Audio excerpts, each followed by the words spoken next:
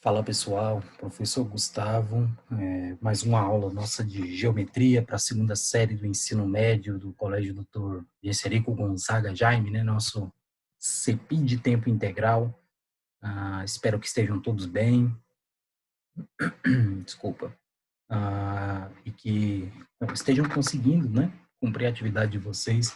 É um período difícil, é um período complicado, mas nós vamos, se Deus quiser, superar isso tudo, conseguir colocar em ordem as nossas demandas, né, educacionais, ainda presenciais esse ano, se Deus quiser. Vamos fazer um intensivão para recuperar esse tempo perdido, mas eu acredito que essas atividades educacionais aí à distância, com a disponibilidade da videoaula, dos grupos de WhatsApp, toda essa tecnologia envolvida, né, bacana, um período que a gente tem conseguido usar as tecnologias para auxiliar no ensino e na aprendizagem de vocês, né. Então, acredito que está sendo de grande valia, acredito que vai se o índice de, se a gente pudesse medir um índice de prejudicialidade das aulas serem, né, à distância, utilizando mídias sociais, eu acredito que a tecnologia nos auxiliou muito e tornou esse processo menos doloroso, né. Mas enfim, estou feliz com vocês, pessoal do segundo ano, pela atividade, pelo desempenho que vocês tiveram na avaliação de checagem nas atividades, né, de checagem de aprendizagem lá, para ver as deficiências, se vocês estavam com dúvida de alguma coisa. Gostei muito do desempenho dos segundos anos, com relação aos conteúdos que a gente tinha visto de trigonometria até então, né, o ciclo trigonométrico como um todo. Fiquei feliz em ver o coeficiente de aproveitamento de vocês, certo? Mas enfim, a gente segue então com os conteúdos novos, a gente havia entrado em geometria plana, vamos destrinchar agora a geometria, algumas partes da geometria que eu acho que é importante a gente estudar de forma individualizada. Ressalto que estou à disposição de vocês, qualquer dúvida no WhatsApp pode me chamar, sem persistir dúvidas, se for preciso a gente marca live, chamadas de vídeo para tentar estar auxiliando vocês, tirando dúvida, né? Qualquer coisa que eu possa fazer para auxiliar vocês, é só avisar no grupo, anotem as dúvidas no caderno, me procurem pelo grupo, chamem, perguntem, façam os exercícios, lembrem-se das fotos no GPA para postar que vocês estão sendo avaliados por esse desempenho, essa participação. Eu estou acompanhando a frequência de postagem, as listas de aluno por aluno, lá estou abrindo. Ah, e com relação também à frequência de presença nos grupos, não é apenas colocar o nome e sumir o resto do dia, né? Tem que estar lá ativo, participando, perguntando, para que a gente possa avaliar vocês, tá bom? Qualquer dúvida, estou à disposição e vamos lá, vamos seguindo com a nossa atividade diária. A gente vai falar um pouco sobre o triângulo equilátero quando ele está inscrito, né? Dentro de uma circunferência. O que é inscrito, professor? Vamos trazer para o nosso linguajar, né, desenhado dentro da circunferência. Como que eu calculo a área de um triângulo desenhado dentro de uma circunferência sem ter as informações que eu estava acostumado a ter da geometria referente ao triângulo, principalmente equilátero, que vai ser o objeto de estudo da nossa aula de hoje.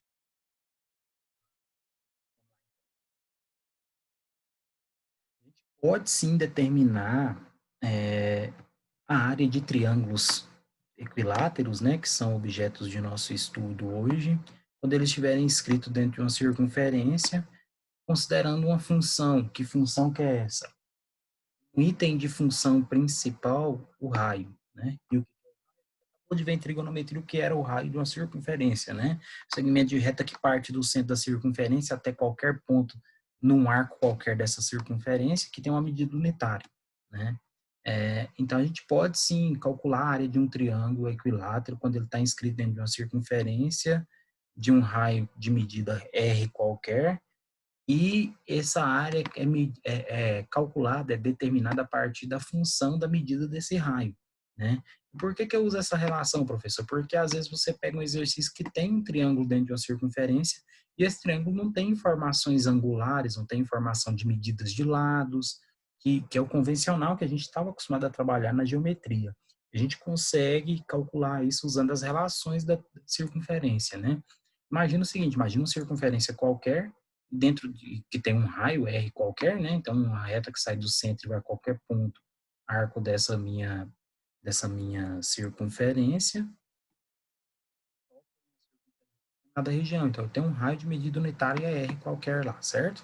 E dentro dessa circunferência eu tenho um triângulo, onde o lado desse triângulo eu chamei de L, mede L o lado desse triângulo, desconheço, certo? As coisas que a gente tem que relembrar, que a gente viu lá no nono ano e no primeiro, e precisa relembrar hoje para geometria, na inscrição de figuras, o baricentro, né? Temos também o ortocentro, mas vamos focar aqui no baricentro.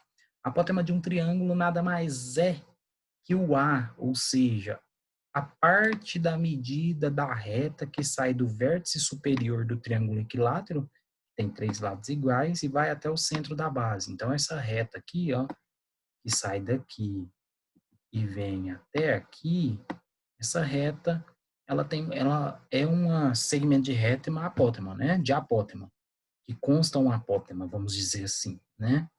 Porque é, é por nomenclatura geodimensional, né? Eles chamam essa reta de apótema. Corta aqui o centro da circunferência, o ponto central da circunferência, sai do vértice dessa circunferência, que está meio que inscrito, marcado, demarcado, né, em um arco lá da circunferência, até a base desse triângulo, né?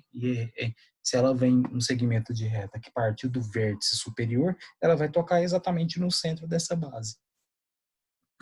E o centro da circunferência, que a gente chama de ortocentro ou baricentro, por que ele é um baricentro, um ortocentro, né?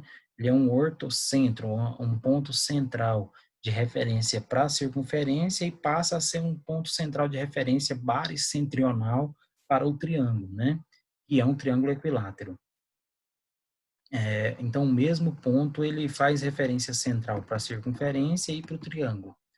E se a gente for analisar isso aqui, ó, existem alguns cálculos geométricos que não convém agora abordar para você, mas se a gente for analisar essa apótema, desculpa, a gente vai ver que o centro da circunferência, que é o ortocentro, e o baricentro do triângulo equilátero, o comprimento dessa desse segmento de reta aí, se você for calcular, ele equivale exatamente a um terço do valor da altura do triângulo. Então, esse pedacinho de reta que eu marquei aqui, ó, ele equivale a um terço, esse pedacinho aqui, ele é um terço disso aqui tudo, ó. Disso aqui tudo, né? Então, o, a apótema do meu triângulo nada mais é que a medida de um terço da altura do meu triângulo, né? E se a gente for parar para pensar, aquela reta determina a altura. Então, a primeira condição assim, de análise que eu consigo tirar da minha circunferência, né? E tendo essa análise, eu posso dizer que a apótema é igual a um terço da altura desse triângulo, né? Então, se eu pegar e falar que A é igual a um terço vezes H, tá certo, né? A gente viu lá que é um terço da altura do triângulo. Se eu pegar isso aqui e multiplicar cruzado só para simplificar, vai ficar o quê? 1 vezes H vai dar H, né? 1 vezes 3 vai dar 3. Então, H sobre essa fórmula eu posso falar aqui que como a apótema é um terço da altura, então meu raio é 2 terços, né?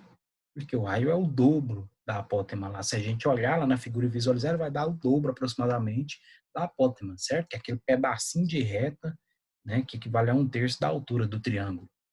Então, tem essa relação. Então, do mesmo jeito que a H, que a apótema é um terço da altura, a gente constata também que o raio é a 2 terços da altura, né, do triângulo. Então, a gente já sabe que a apótema é igual a um terço da altura e o raio 2 terços da altura daquele triângulo que está desenhado lá dentro, né?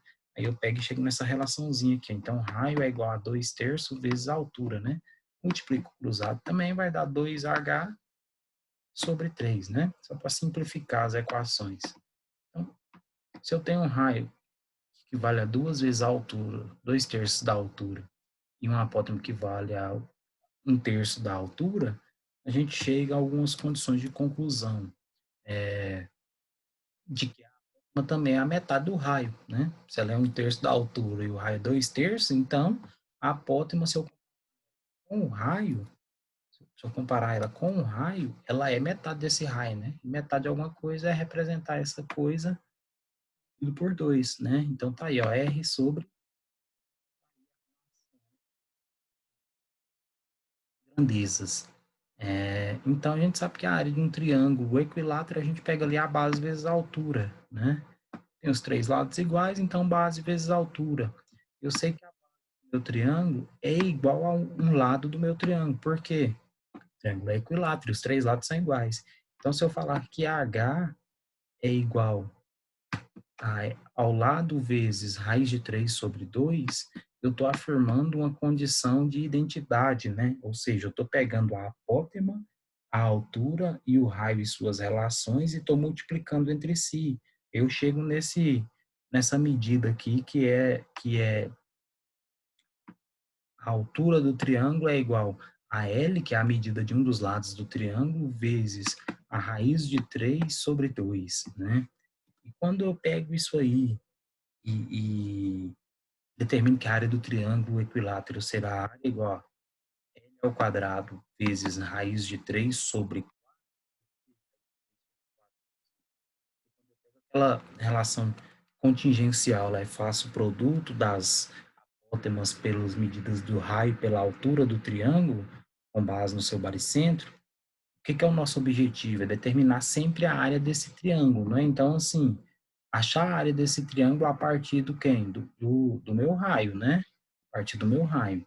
A gente tem que o raio é igual a 2 vezes 2/3 da altura, né? Ou a altura é 3 raios sobre 2, né? 3 meios de raio. Então, se eu tenho essa relação de que o raio é igual a 2/3 da altura e que a altura é igual a 3 raios sobre 2, a gente chega à seguinte conclusão, de que se a gente pegar a igualdade, né, do raio e da altura, lá do raio de 3 sobre 2, e 3 vezes o raio sobre 2, a gente multiplicar isso aqui cruzado só para simplificar, sobra o que aqui? 2 dá 1, né? E 2 por 2 dá 1. Em cima eu vou ter que multiplicar tudo por 3 raiz de 3 de novo, né? Aí vai ficar 3 por 3 dá 1. Sobra R, L, isolei o L, igual a R vezes raiz de 3, né? Então, a gente chega nessa predisposição de igualdade. Então, assim, chegando nessa conclusão, a gente vê que a área do triângulo equilátero, quando ele está escrito na circunferência, quando ela for determinada em função do raio, vai ser dada pela relação dessa formulazinha aqui, ó, de área, essa formulazinha de área que trata um produto entre o raio e as relações de igualdade da apótema. Então, vai ficar 3 vezes o raio ao quadrado, vezes raiz de 3, que surgiu lá daquela relação de igualdade da apótema, né? Com a altura do triângulo, sobre 4, né? E ele está fazendo o produto dessas relações, 2 vezes 2, 4. Então, essa é a formulazinha que a gente vai utilizar para encontrar a área de um triângulo equilátero, né? Quando ele tiver inscrito na minha circunferência. Concorda comigo? Professor, mas o que eu devo me preocupar com essa fórmula? Ó, essa é a fórmula principal que você deve se preocupar em analisar. A fórmula que determina a área de um triângulo equilátero em função do, do, do, do raio, né, da circunferência que esse triângulo vai estar inscrito. Beleza? Determine inscrito, né, na circunferência, onde o raio dessa criança mede 8 centímetros. Então, pelo enunciado, a gente já tem aqui o raio, né? O raio mede 8 centímetros. A área desse triângulo equilátero inscrito na circunferência, ela só pode ser obtida usando aquela relação, né? as relações de evolução das apótemas com os raios, com a altura do triângulo que a gente desenvolveu para chegar na formulazinha, que é aquela formulazinha que a gente determina a área desse triângulo em função do raio, né? Ou seja, achar a área de um triângulo equilátero sem ter medida qualquer de triângulo, usando apenas a relação de inscrição dentro de uma circunferência e a relação com o raio dessa circunferência. Então, área é igual a 3r ao quadrado, raiz de 3 sobre 4. A área é igual a 3 vezes o raio eu tenho, que é 8. Então, 8 ao quadrado, vezes 3, vezes raiz de 3 sobre 4. 3 vezes raiz 8 ao quadrado, 64, vezes raiz de 3 igual a 4. Ó, se eu resolver isso aqui, ó, 64 vezes 3, 4 vezes 3,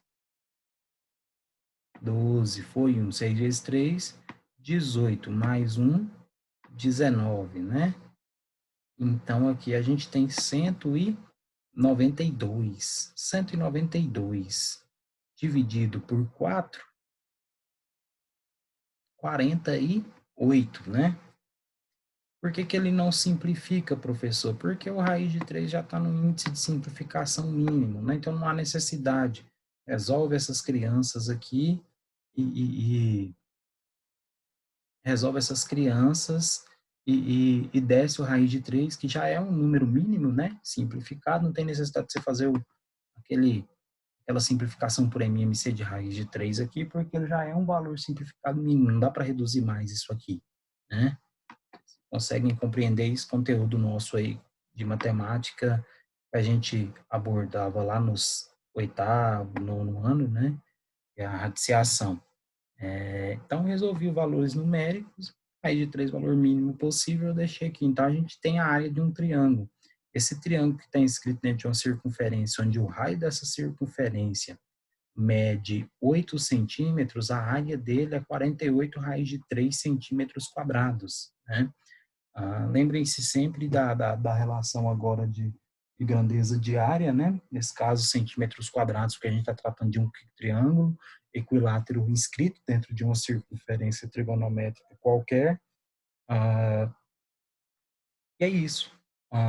O que é importante para vocês nesse momento é saber, né? A gente mostrei para vocês um histórico de abordagens de como a gente chegou nessa formulazinha aqui, né? Que é a fórmula que a gente vai calcular, então, a área, né?